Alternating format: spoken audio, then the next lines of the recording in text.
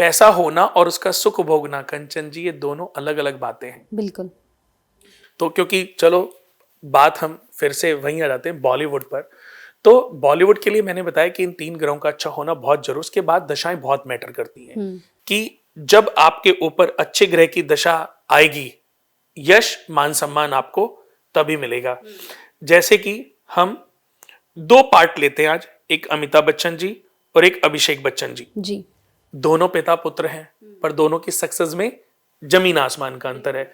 अमिताभ बच्चन की कुंभ लगन कुंडली, अब लगन में केतु बैठे हैं। लगन में केतु, इसको विष्णु दोष भी कहते हैं। आपने देखोगा अमिताभ बच्चन जो स्पिरिचुअल बहुत हैं, पूजा पाठ यज्ञ, उन्होंने अपने जीवन में बहुत सारे यज्ञ अनुष्ठान कराए। तो ऐसे व्यक्ति, कोई भी व्यक्ति अगर कुंभ लगन में जन्म लेता है और उसके लगन में या 5वें घर में या 9वें घर में राहु केतु शनि बैठ जाए, या 5वें घर में शुक्र शनि राहु केतु बैठ जाए, तो यही सबसे बड़ा दोष है। अच्छा। जब तक ये खत्म नहीं होगा आदमी अपग्रेड नहीं हो पाएगा, चाहे जितनी मर्जी आप टॉप कुंडली लेके बैठे हैं। ठीक है। राजा बनना है तो पहले दोष खत्म करने पड़ेंगे, तभी ये दोष, तभी अच्छे योग आपकी कुंडली में जो ऑलरेडी निहित हैं वो अपग्रेड हो पाएंगे। तो इनकी जन्म कुंडली में लगन में केतु, केतु का लगन में होना विष्णु दोष देता और व्यक्ति को दीमक की तरीके से खोखला करता रहता है।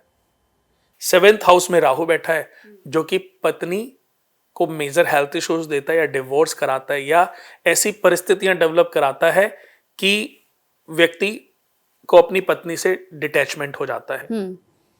अब उनके लगन की बात करें तो शुरुआती समय में उन्होंने बहुत स्ट्रगल किया है।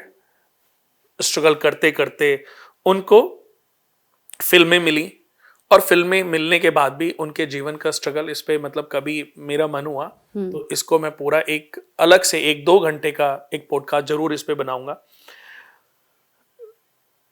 इनका जो जन्म है वो इलाहाबाद में हुआ था और आज सक्सेस इनको मिली है समुद्र के किनारे।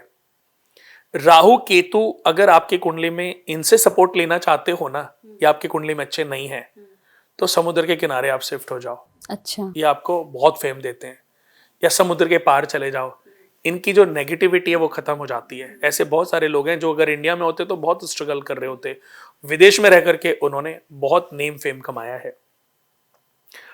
71 के बाद इनके ऊपर इनका जो सबसे बढ़िया टाइम है 71 के बाद आया कि इनको बॉलीवुड का रास्ता मिल गया। बॉलीवुड का रास्ता मिला, धीरे धीरे फिल्में भी शुरू हो गई। धीरे धीरे फिल्में शुरू हुई तो उसके बाद इनको सक्सेस मिलनी भी आरंभ हो गई। तो जब जंजीर मूवी आई थी, ये 1973 में आई थी, और उसके बाद इन्होंने पीछे मुड़ के नहीं देखा। उसकी सबसे बड़ी वजह, तब इनके ऊपर शनि, जो कि इनके लग्नेश हैं, उनकी दशा आरंभ हुई थी, और शनि के अंदर शनि की अंतरदशा थी। उसके बाद शनि में बुध, शनि में केतु 1 साल के लिए आया होगा, फिर शनि में शुक्र, शनि में सूर्य, चंद्रमा, मंगल, राहु, जुपिटर, यानी कि 90 के दशक तक आते आते 19 साल में इन्होंने बेइंतहा नेम एंड फेम, पैसा तो चलो देखो अलग बात है, लेकिन इन्होंने बहुत नाम कमाया और अपना नाम जो है एक स्वर्ण अक्षरों में स्थापित कर दिया। अब फिर से इनकी कुंडली की बात करते हैं कि शनि इनकी कुंडली में लग्नेश हैं, और शनि इनकी कुंडली में 12वें भाव के भी मालिक हैं। लग्नेश और 12वें घर के मालिक होकर के इनकी जन्म कुंडली में 4th हाउस में बैठे हैं। ठीक है। 4th हाउस जो कि माता का घर है, पिता का घर है। तो माता और पिता का सुख व्यक्ति को एक समय के बाद नहीं मिल पाता। इनकी कुंडली में माता, लेकिन माता से इनको अटैच, शनि देव को भी अपनी जो माता है छाया, संज्ञा जो सूर्य पत्नी थी, उनकी जो छाया थी वो शनिदेव की माता है। हम उनकी जर्नी में चलो अभी नहीं जा रहे हैं।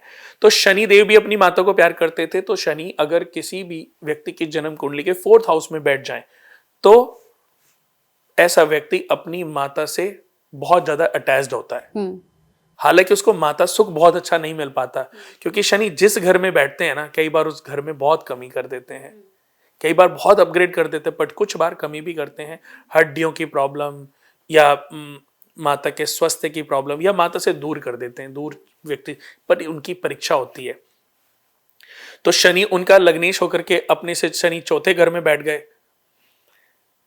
इनकी कुंडली में शनि की 10वीं दृष्टि लगन पे पड़ रही है, यानी कि व्यक्ति अपनी काबिलियत खुद के प्रयत्नों से ही सिद्ध करता है। जिसकी भी शनि लग्नेश होंगे और शनि की दृष्टि, शनि की कितनी दृष्टि होती है? 3 दृष्टियां, अपने से तीसरी, अपने से 7वीं, अपने से 10वीं। तो इनकी 3 दृष्टियां, तो 10वीं दृष्टि इनके लगन पे पड़ रही है, छठी दृष्टि, तीसरी दृष्टि छठे घर पे पड़ रही है और 10वीं दृष्टि बिजनेस पे पड़ रही है। तो बिजनेस तो नहीं किया, लेकिन एक बार एबीसीएल इन्होंने कंपनी बनाई थी पर बैंकरप्ट हो गए थे, जीरो हो गए थे। बाद में इनको फिर से एक अपॉर्चुनिटी मिली जो इसके रूप में,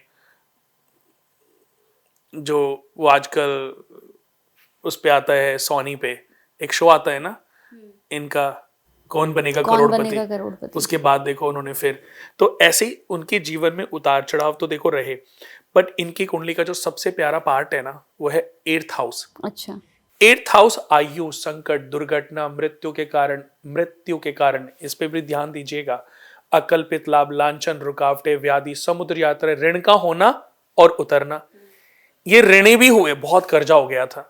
अच्छा, ऐसी स्थिति आ गई थी इनके एक पॉडकास्ट, एक उसमें ही मैंने देखा था एक शो, उसमें इंटरव्यू में इनका लाइव वो था और ये अंबानी के यहाँ पर ये इनवाइट थे।